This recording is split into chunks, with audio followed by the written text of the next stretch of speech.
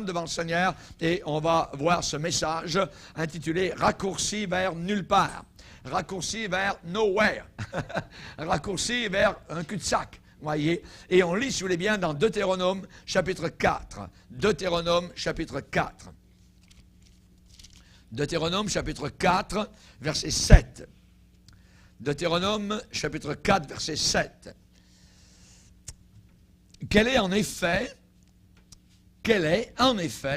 la grande nation qui est des dieux aussi proches que l'Éternel, notre Dieu?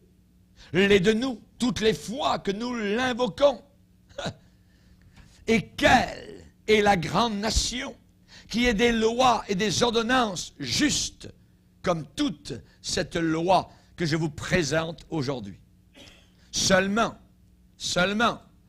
Dieu dit, tu es privilégié, c'est très bien, mais seulement, prends garde à toi et veille attentivement, avec attention, sur ton âme, tous les jours de ta vie.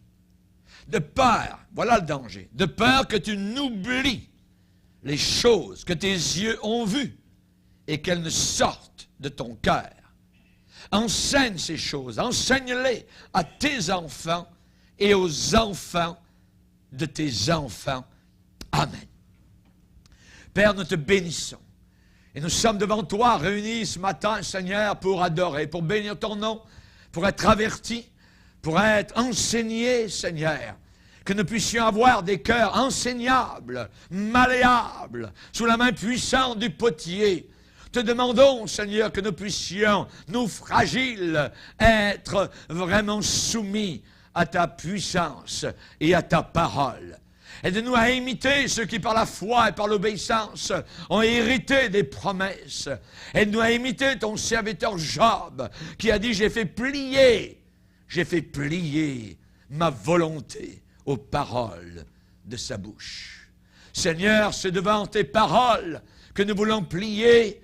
Aide-nous à comprendre, à recevoir ta parole, non pas comme la parole d'un homme, d'un prédicateur, mais ce qu'elle est véritablement, la parole du Dieu vivant. Cette parole qui nous jugera un jour, cette parole qui nous rattrapera là-haut pour soit des récompenses, parce que nous y aurons obéi, soit par un manque de récompense, une perte de récompense, parce que nous aurons désobéi. Nous te demandons, Seigneur, que ta crainte demeure sur chacun de nos cœurs, que nous puissions te servir, non pas avec lourdeur, avec difficulté, avec les pieds traînent la patte, mais avec joie. Aide-nous, Seigneur, à avoir du ressort dans notre cœur, un renouvellement dans notre âme, que l'Esprit de Dieu nous soutienne. Au nom puissant de Christ Jésus, nous prions ces choses. Amen. Et tout le peuple dit Amen. Amen. Gloire à Dieu. Vous pouvez vous asseoir, frères et sœurs. Alléluia.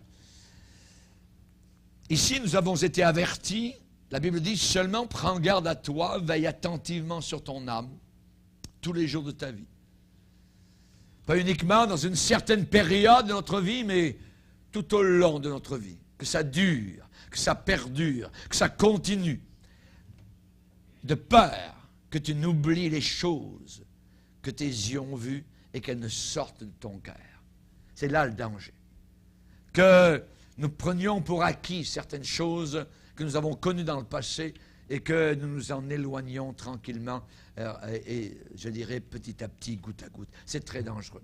Et ce matin, j'aimerais vous parler sur un raccourci que beaucoup de personnes prennent dans notre génération. Ce message s'adresse autant aux inconvertis qu'à nous, les convertis, les sauvés du Seigneur. C'est l'utilisation des drogues. L'utilisation des drogues, l'abus des drogues, la consommation. Aujourd'hui, on ne veut même plus dire la drogue. On parle, il consomme. Il consomme. Ça veut dire qu'il consomme des drogues. C'est un drogué. On a peur de dire les mots tels qu'ils devraient être dits. C'est un problème social aujourd'hui aux proportions gigantesques. Des millions de personnes utilisent la marijuana, la coke, le pot, le crack, l'ecstasy, tout ce que vous voulez. Tout cela, ce sont des raccourcis vers nulle part. Des raccourcis vers des cul-de-sac. Et cela fait en sorte qu'il y a beaucoup de personnes qui sont dépendants, accros. Il y a quelques années, la personne en tête de la police montée royale du Canada déclara que la consommation des drogues était actuellement épidémique. Une épidémie. Quelqu'un, dans une lettre à l'éditeur du Time Magazine, a dit « La consommation des drogues est simplement un symptôme. » Ça veut dire qu'il y a quelque chose qui est bien plus profond que ce que nous voyons extérieurement. Et sur l'article, il était dit « Ces jeunes ne sont pas moins que les enfants et petits-enfants de ces hommes vides, ces hommes creux, les baby-boomers, les hippies des années 60 et 70. Turning on, turning out, getting high, getting stoned. » C'est seulement le reflet d'une faim intérieure et d'un vide total dans le cœur. C'est la soif dévorante pour une vie de satisfaction et d'accomplissement qui n'arrive jamais. Le grand mensonge du diable actuellement, c'est la drogue. La drogue est la solution. La drogue va t'emmener, la drogue va te porter, tu vas être heureux, tu ne vas plus rien sentir, tu vas être toi-même. Et chaque fois, c'est le fond de l'abîme.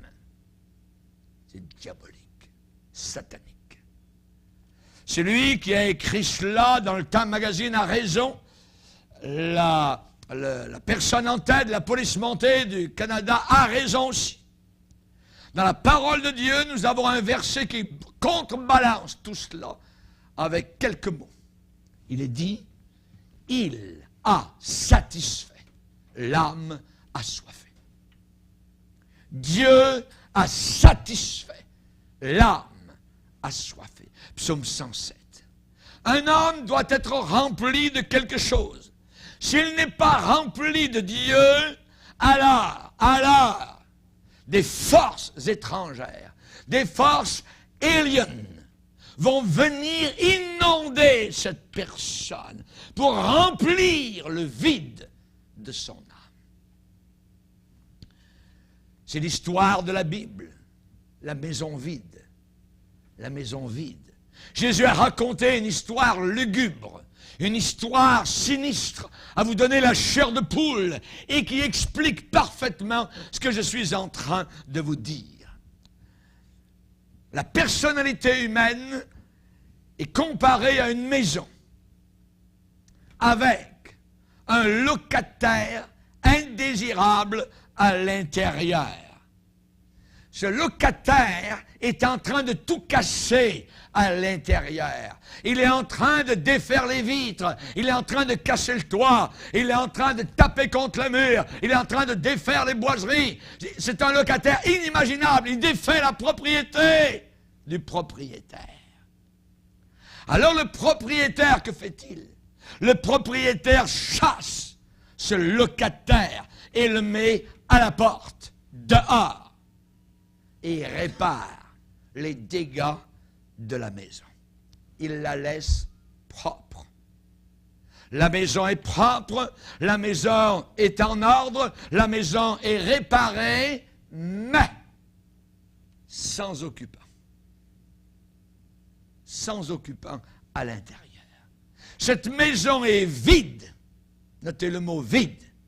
Elle est balayée, elle est ornée. Nous allons lire cela dans Matthieu 12. Matthieu 12, verset 43. Lorsque l'esprit impur est sorti d'un homme, il va par des lieux arides, cherchant du repos. On parle ici d'un démon qui cherche du repos et il n'en trouve pas. Alors il dit, je retournerai dans ma maison d'où je suis sorti, d'où j'ai été chassé. Et quand il arrive, il la trouve, notez les 3 adjectifs, vide, balayée et ornée. Il s'en va. Il n'entre pas tout de suite dans la maison. Il s'en va et il prend avec lui 7 autres esprits plus méchants que lui. Ils entrent tous dans la maison, s'y établissent. Et la dernière condition de cet homme est pire que la première. Il en sera de même pour cette génération méchante. Quand l'esprit impur est sorti d'un homme. Un jour, ce qui se passe, c'est que cette maison qui est maintenant vide, balayée et ornée, l'ancien locataire,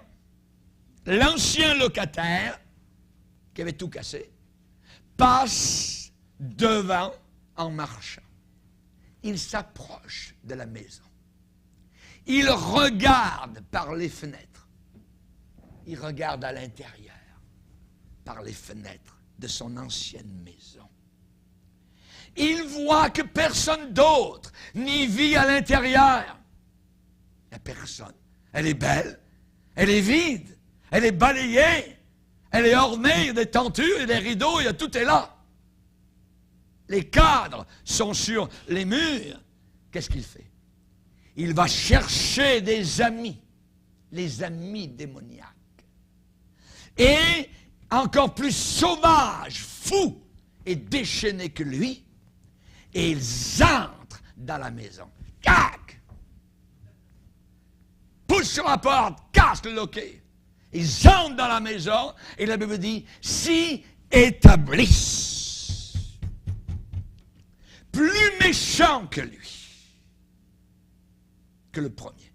Et la fin, la dernière condition de cet homme est pire que la première, avant d'avoir été sauvé.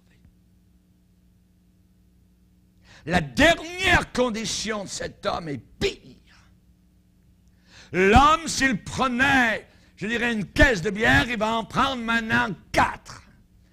S'il prenait du pot, maintenant il va prendre du crack. Il va se piquer. Il va aller jusqu'à la folie, jusqu'à ce que l'ambulance l'emmène en psychiatrie. Vide, balayé, orné. Et ces démons, maintenant, vont détruire complètement cette maison et la laisser pire que jamais auparavant. Quand Jésus a raconté cette histoire, il venait de chasser un démon. Il venait de chasser un esprit méchant d'un démoniaque qui était aveugle et muet par ce démon. Et Jésus avait lancé un appel aux gens pour qu'ils se repentent. Jésus avait lancé un appel aux gens pour qu'ils rejettent le péché de leur vie. Et certains chefs religieux sont venus devant Jésus avec un air hautain, en narguant Jésus. Hey, Jésus, fais un miracle pour prouver vraiment que tu es le Messie. On ne sait pas si tu es vraiment le Messie. Fais un miracle. Et Jésus a répondu que seulement des hommes méchants pouvaient demander toujours plus de preuves. Des hommes méchants veulent des preuves. Si Dieu fait un miracle, si Dieu fait ceci, alors je ferai cela, alors je croirai, alors j'irai, alors. Mais alors,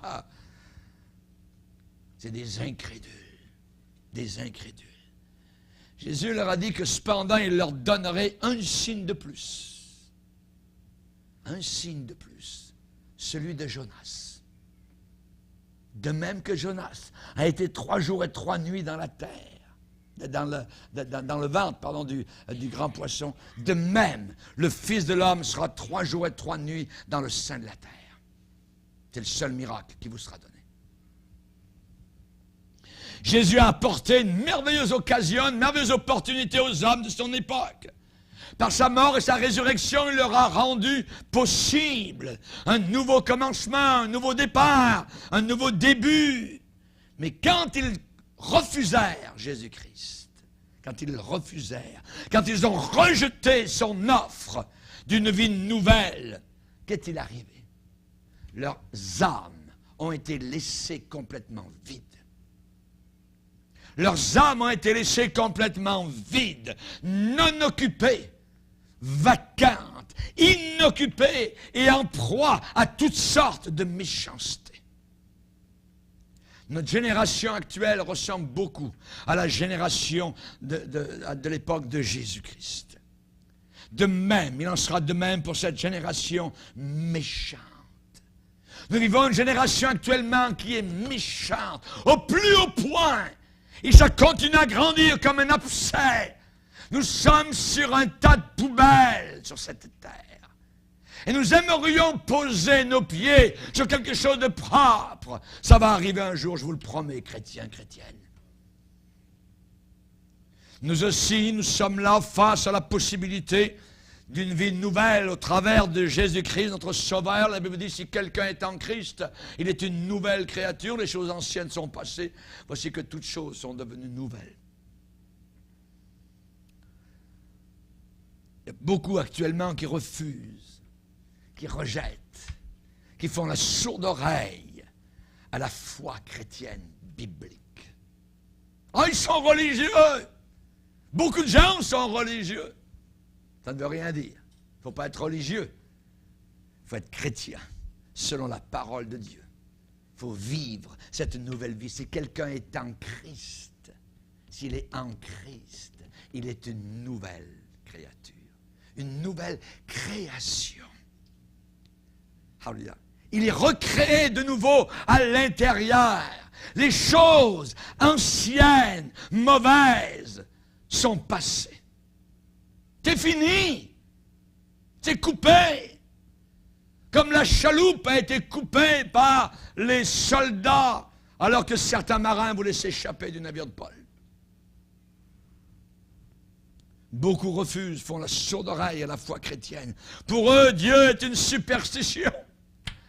Ils le disent ouvertement, ils l'ont mis sur les autobus au printemps ici, à Montréal.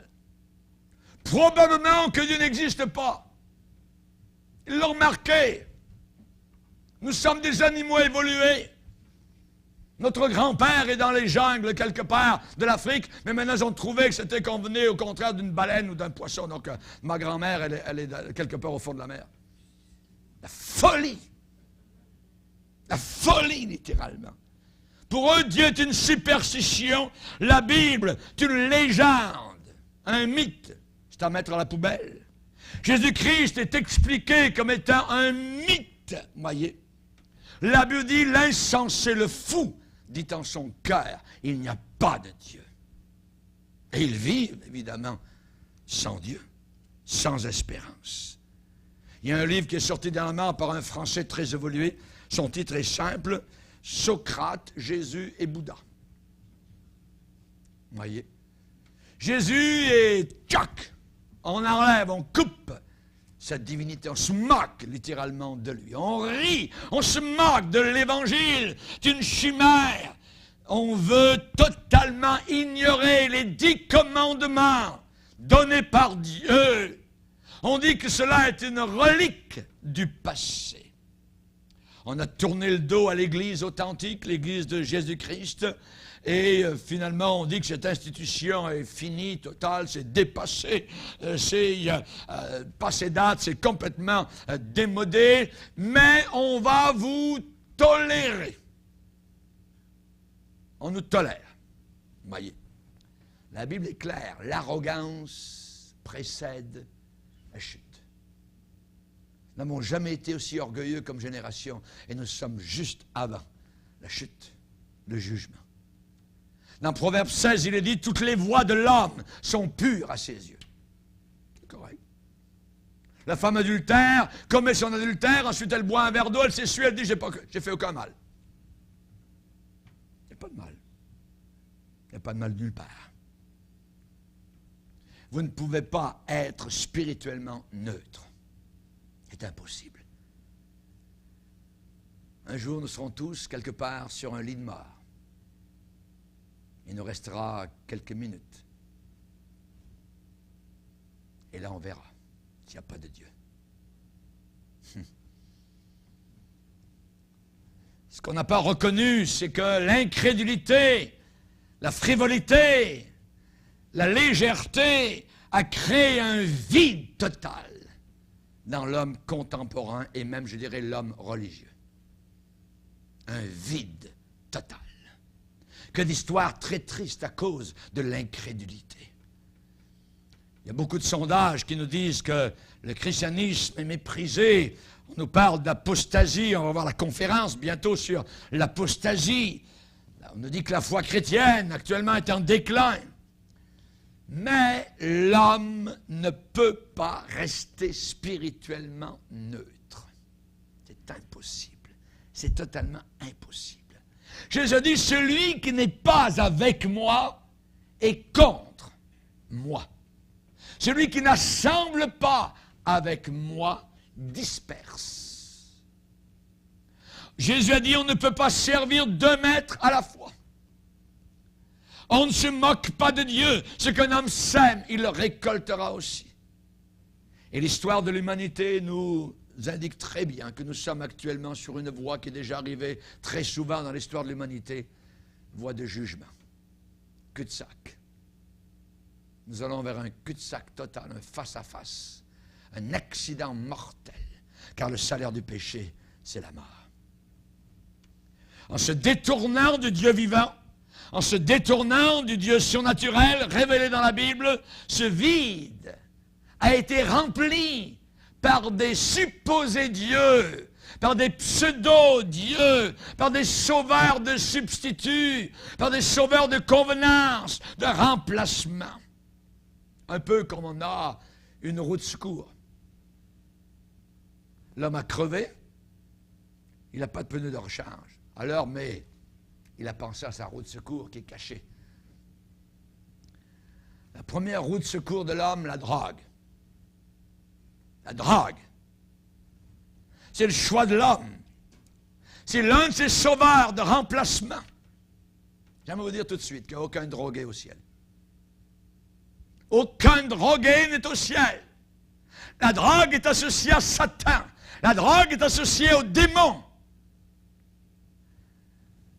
Des millions de gens aujourd'hui cherchent à mettre la drogue à la place de la paix de Dieu. Quelqu'un qui n'a pas la paix de Dieu va avoir son sauveur à lui, qui est la drogue. Il va l'embrasser, ce Dieu-là. Karl Marx a dit, la religion est l'opium du peuple. Et quand ce n'est plus le christianisme authentique et véritable biblique, alors ça devient religion et ça devient un opium. Il y a des gens qui se pensent en sécurité, ils peuvent venir à l'église, peuvent fumer du pot, fumer ceci, se piquer ainsi de suite, avoir une Bible dans les mains et dire je suis chrétien, je suis sauvé.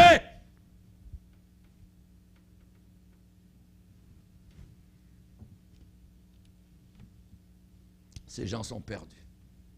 Autant que moi je suis prédicateur de l'Évangile et je suis sauvé. Les apôtres de l'Évangile selon les drogues. Nous avons des personnes aujourd'hui qui actuellement essayent de faire des drogues la nouvelle religion. Nous avons même des poucheux dans l'Église. Dans des camps de jeunes, la drogue se fume. Les jeunes gens vont ensemble avec des relations sexuelles. Il ne faut pas se leurrer. Les apôtres de l'Évangile selon les drogues. On relaxe, je suis bien. D'une paix fictive, diabolique, mensongère. Ces apôtres de l'Évangile des drogues déroutent le pays entier et rendent les gens perplexes. Qu'est-ce qui se passe? Ils essayent de faire en sorte que les jeunes puissent s'accorder entre eux. on se passe la chose. Tune in, turn on, prennent leur virage, drop out, soit et deviennent des marginaux. Nos hôpitaux psychiatriques sont remplis de drogués. Allez faire un tour. Les mots sorcier, sorcellerie, enchanteur, c'est le même mot grec, la même source du mot grec qui signifie drogue. Je répète, le mot sorcier, sorcellerie, enchanteur, c'est le même mot qui est la racine grecque de drogue. Et la Bible dit, dans Apocalypse 9, ils ne se repentirent pas de leurs enchantements, ce qui veut dire leur drogue. La drogue va continuer à grandir jusqu'à rentrer, même après l'enlèvement de l'Église, durant la grande tribulation, et ils ne se repentiront pas de leurs enchantements, de leur contact avec les démons. Pour les enchanteurs, pour les sorciers, leur part, c'est dans l'étang ardent de feu et de soufre qui est la deuxième mort. Pas moi qui le dis, c'est la parole de Dieu. Dehors, les drogués, les enchanteurs, les sorciers, les impudiques, les meurtriers, les idolâtres, et quiconque aime le mensonge et pratique le mensonge. Tous les drogués sont des menteurs. Tous. Pourquoi? Parce qu'ils ont un même père, qui est Satan, le père du mensonge. Pour beaucoup, consommer la drogue est un raccourci pour la paix et pour le bonheur. Et dans l'époque actuelle de changement, de confusion, d'agitation, alors c'est facile. Les drogues offrent une sorte de paradis artificiel. Et vous les voyez, ces gens, dans leur paradis, dans les parcs, ils passent leur vie dans les parcs. Jour et nuit. Avec la drogue, c'est leur bonheur. Ça leur prend leur musique, ça leur prend leur sexe. Le docteur William Nesbitt a dit, et je cite, « La dépendance de nos pays modernes aux drogues est inégalée dans toute l'histoire de l'humanité. Les gens se servent des drogues pour aller dormir, pour les rendre fertiles. Ils s'appuient sur les drogues pour les guérir de la haute pression sanguine, d'ulcères, de nervosité, d'obésité, des pieds d'athlète, quoi que ce soit qui les fait souffrir. Ils s'attendent à ce que leur docteur ait la drogue magique qui va les guérir. Vous avez des angoisses? On règle rien. Raccourci vers nulle part. Probablement, il n'y a aucun autre sujet qui donne autant de soucis que les drogues, surtout pour les parents qui ont des ados. Aujourd'hui, on commence à prendre la drogue en première année à l'école. En première année, directement. Satan les saisit là. La consommation des drogues est le symbole le plus important du fossé des générations. Generation Gap. Et parmi beaucoup de jeunes, la consommation des drogues est un rite d'initiation. Pour entrer à l'intérieur du cercle d'amitié, de fraternité du groupe de jeunes. Et comme tout le monde veut faire partie de la gang, alors il faut fumer. Une fois seulement. Mais une fois seulement, t'es accro après. Les mauvaises compagnies corrompent les bonnes mœurs. Ne vous y trompez pas. La Bible dit, ne te mets pas en chemin avec eux. Détourne ton pied de leur sentier. C'est un filet. Un filet. Cependant, on passe par-dessus le fait que la plus grande consommation de drogue peut être des drogues légales. Les drogues légales, que les plus grands consommateurs aussi sont des adultes. Le Wall Street Journal a écrit sur les dirigeants des grandes sociétés qui se lèvent très tôt le matin, prennent prennent leur pilule pour courir et passer au travers de leur journée très chargée. Ils se calment durant la journée avec une boisson alcoolisée ou plusieurs. Ils vont se coucher en n'oubliant pas de prendre un barbiturique et ils recommandent de nouveau le matin suivant en prenant des pilules pour maigrir et ainsi de suite, une pilule pour ce size.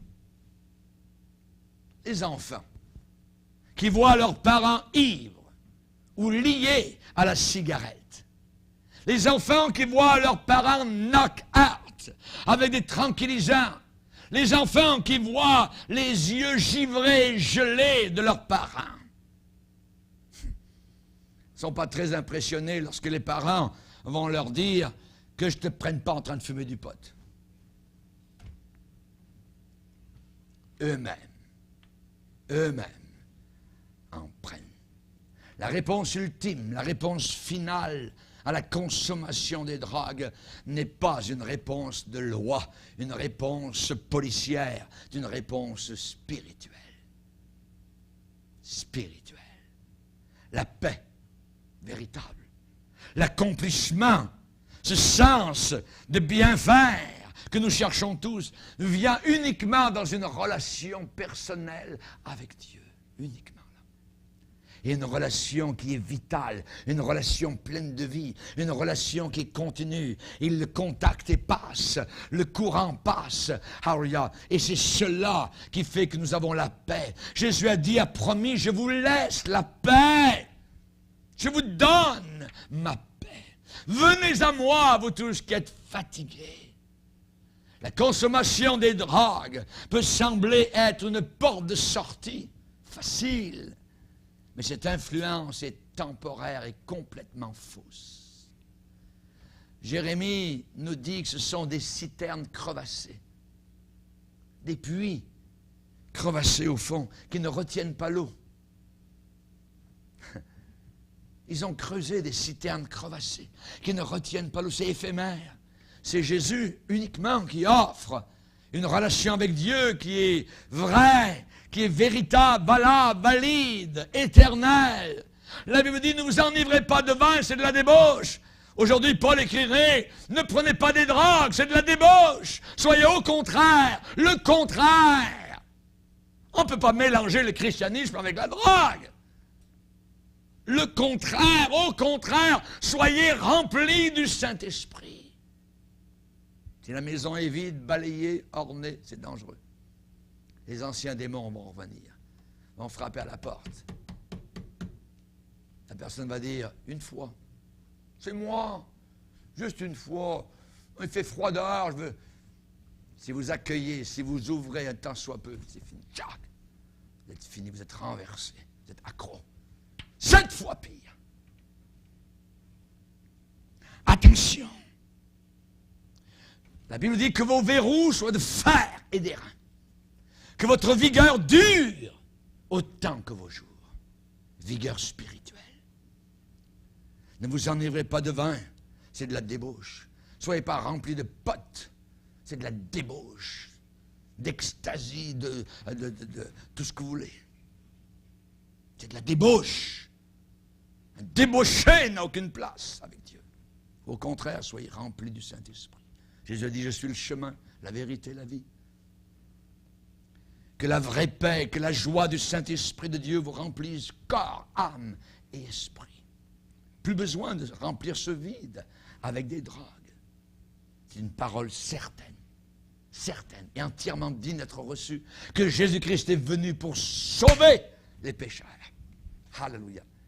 Dans le ciel, il y aura des drogués, des anciens drogués. Des anciens poteux, des anciens fumeurs. Mais ils ne partiront pas au ciel avec leurs potes. On a vu des gens qui avaient des opérations à l'hôpital, sur leur lit de mort, on leur avait fait un trou ici, dans la trachée, pour qu'ils puissent respirer. Et jusqu'à la fin, liés avec la cigarette de pote, respirer le pote là, à l'intérieur, jusqu'à la fin, jusqu'à leur mort, jusqu'à ce qu'ils descendent au fond de l'enfer. Le deuxième dieu de remplacement, c'est l'astrologie. L'astrologie. Un autre sauveur de remplacement, de substitution. beaucoup ont remplacé l'astrologie à la direction de Dieu. Une croyance très ancienne dit que le destin de l'homme est déterminé par son horoscope. Une croyance très ancienne dit que le plan de nos vies est trouvé dans le parcours des étoiles à notre naissance. Daniel, le prophète hébreu dans la Bible, a croisé beaucoup à la cour de Babylone des astrologues, des enchanteurs et des sorciers. Joseph, en Égypte, à la cour de Pharaon, a croisé aussi ces gens-là. Joseph a dû prendre position pour le bien dans un pays rempli de superstitions. Moïse a fait face à Janès et Jambres, deux astrologues, deux sorciers qui étaient à la cour de Pharaon. Il faut rappeler qu'on ne joue pas avec des petites histoires de barbares à dormir. On joue avec la puissance diabolique. Satan est capable de transformer un bâton en serpent. Ils l'ont fait, les astrologues. Mais le bâton de Moïse est devenu serpent et avalé les petits serpents. La puissance de Satan est très très réelle. L'astrologie vient du diable. À la cour royale de Babylone, il y avait des astrologues. Lorsque ça a été le temps de savoir quel était le rêve du roi, il a dit qu'alors vinrent les magiciens, vinrent les astrologues, les chaldéens, les devins. Le roi dit le songe. Il dit, mais ils ne m'en ont pas donné l'explication. Quand son petit-fils Belshazzar, des années plus tard, a crié avec force devant la main qui est sortie de nulle part et qui a écrit des mots sur la muraille, sur la salle de danse, où il y avait la fête, où il y avait le sexe, où il y avait la pornographie, ainsi de suite. Une main est apparue et a écrit et ensuite a disparu. Et les mots sont restés.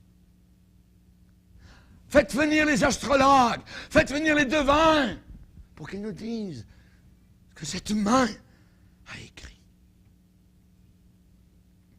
Pas été capable, pas capable. On n'est pas capable, pas capable. Les astrologues ne sont pas capables parce qu'ils sont de Satan. Et nous sommes de Dieu et nous pouvons, à tous ceux qui ont reçu Jésus, nous avons le pouvoir d'être enfants de Dieu, de chasser les démons, de reconnaître l'écriture de Dieu.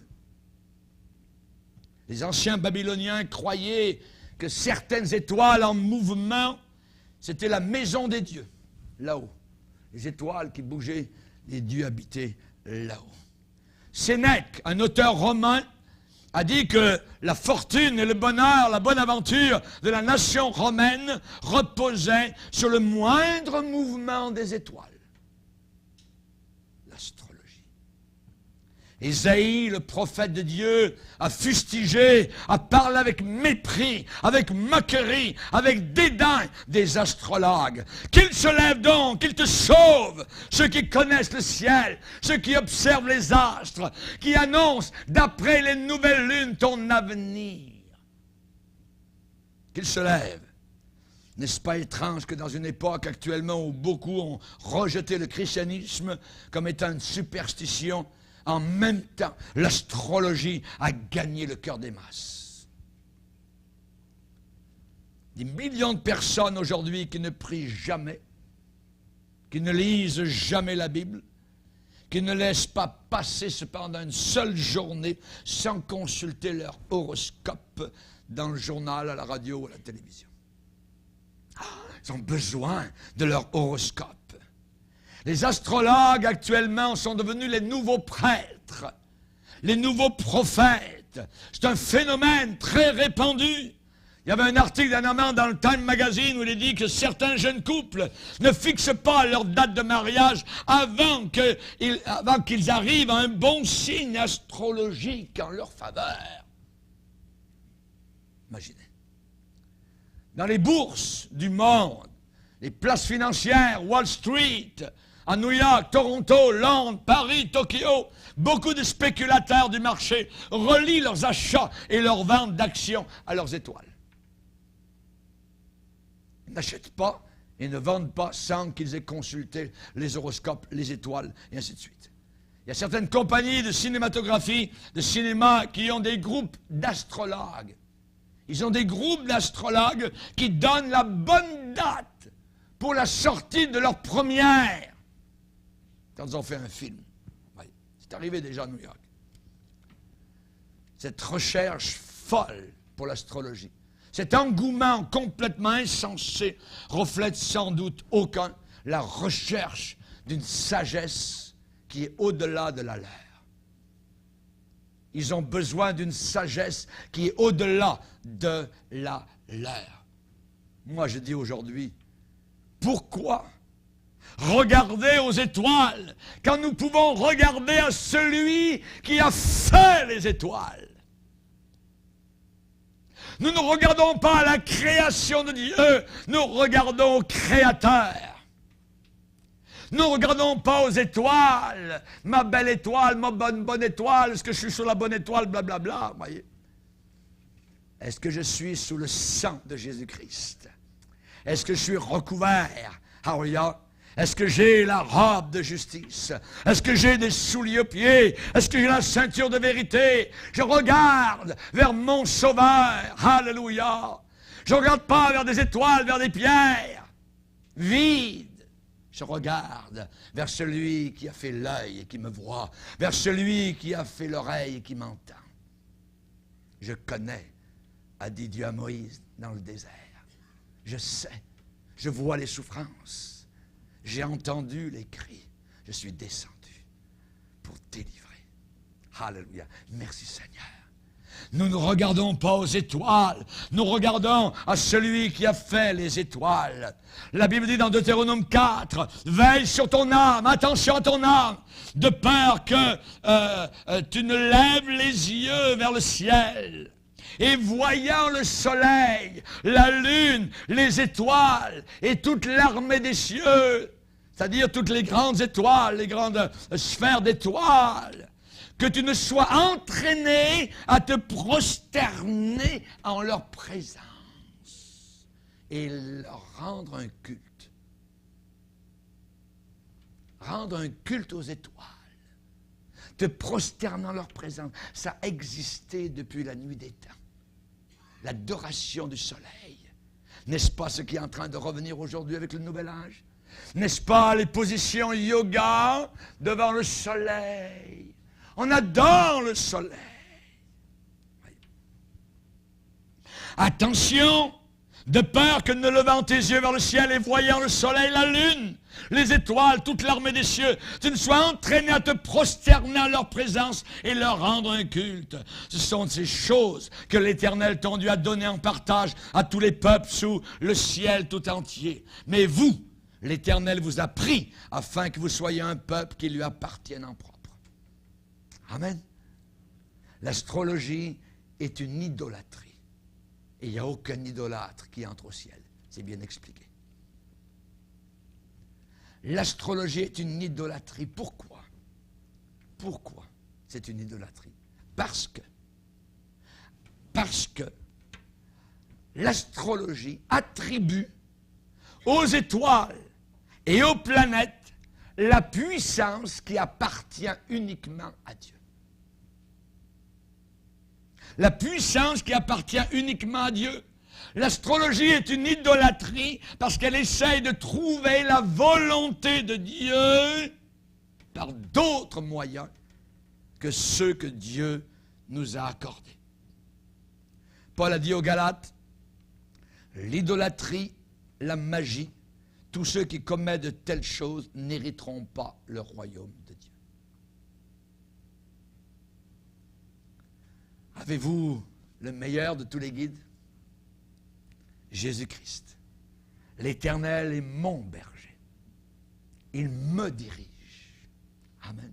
Près des eaux paisibles, je suis en paix. Il restaure mon âme. Il me conduit dans les sentiers de la justice. Laissons-nous conduire par le Seigneur. Balayons nos maisons de tout ce qui est horoscope, drogue, saleté, pornographie, vidéo, CD, cassettes, toute la saleté de l'enfer. Nettoyons tout cela et la paix de Dieu qui surpasse toute intelligence gardera nos cœurs et nos pensées en Jésus-Christ, notre Sauveur. Amen. Père, nous te bénissons et te glorifions. Nous te remercions pour ta grâce surabondante, pour l'Esprit de Dieu, Seigneur, qui ce matin est avec nous et nous conduit dans les sentiers de la justice à cause de ton nom. Je te demande ce matin, Seigneur, de délivrer ceux qui ont quelques liens avec les drogues, avec l'astrologie, avec ces dieux d'appoint, avec ces faux dieux, avec tout ce que le monde peut inventer de fourberie et de tromperie, d'iniquité. Nous te demandons, Seigneur, que nous puissions nettoyer nos cœurs, nos vies, mais que nos vies ne soient pas vides, que tu puisses entrer, que le roi de gloire fasse son entrée dans nos vies, dans nos maisons, et que tu y règnes, que tu y habites, que tu y résides, que tu y présides, Seigneur, que tu y demeures à jamais. Nous te remettons nos corps, nos esprits, nos vies entre tes mains. Nos corps même ne nous appartiennent pas, nous en sommes uniquement, Seigneur, des locataires. Et nous voulons simplement bien prendre soin. Nous te bénissons pour ta grâce, pour vraiment tout ce que tu as fait pour nous à la croix du Calvaire.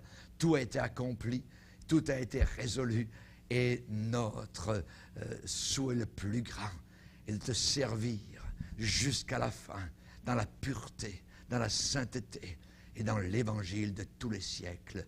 Amen. Et tout le peuple dit Amen.